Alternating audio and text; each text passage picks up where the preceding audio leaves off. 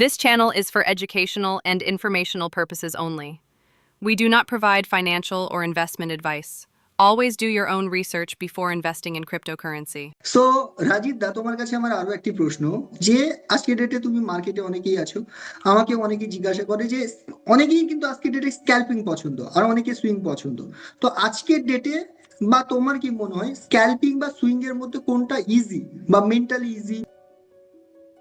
Basically scalping ট্রেডটা আমাদের mentally একটু pressure থাকে, যেহেতু একদম শর্ট টাইম ফ্রেমের ওপরে করতে হয় এবং মার্কেটে একটা মুভমেন্ট চাই। মুভমেন্ট ছাড়া স্ক্যাল্পিং ট্রেড কখনোই সম্ভব হয় না। তো এর জন্য আমাদের মার্কেটের ওপরে কম্পিউটারে আমাদের ফোকাস রাখতে হয়। তারপরে আমাদের সাইকোলজির মধ্যে একটা আপ অ্যান্ড ডাউন থাকে, তো এটা একটু কঠিন। আর সুইংটা হয়েছে তাদের জন্য যারা একবার এন্ট্রি নিয়ে মোটামুটি 2-4 দিন 5 দিন 1 সপ্তাহ হোল্ড করতে পারবে, তার পাশাপাশি সে তার বিজনেস বা তার চাকরি অন্যান্য কাজকর্মগুলোকে গোছাতে পারবে, আর টেনশনটা একটু কম হবে। আপ অ্যান্ড ডাউন আসবে, কিন্তু তার একটা টার্গেট থাকে যে আমি এই জায়গায় গিয়ে অ্যাচিভমেন্ট করে নেব। তো সুইংটা অ্যাকচুয়ালি তাদের জন্য যাদের হাতে সময় খুব কম, আর যারা প্রফেশনালি ট্রেড করছে, সবসময় কম্পিউটারের সামনে থাকে, তাদের জন্য স্ক্যাল্পিংটাই বেস্ট।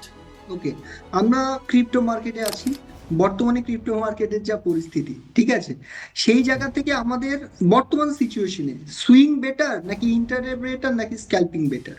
কারণ সুইং এ 2-4 দিন ওয়েট করে যেতে হচ্ছে। এই মুহূর্তে বিটকয়েনের যে পরিস্থিতি আমি দেখতে পাচ্ছি, একটা ভোলাটাইল মুভমেন্ট দেখছি। সাডেন মার্কেট উঠে যাচ্ছে, সাডেন মার্কেট ড্রপ করে যাচ্ছে।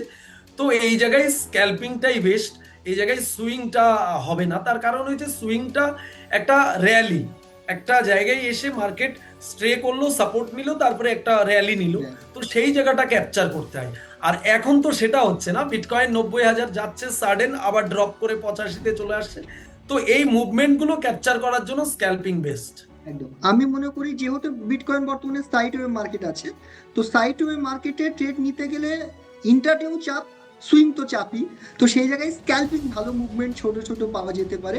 পাশাপাশি আমরা ইন্টারডেও কিন্তু করতে পারি আজকের ডেটে।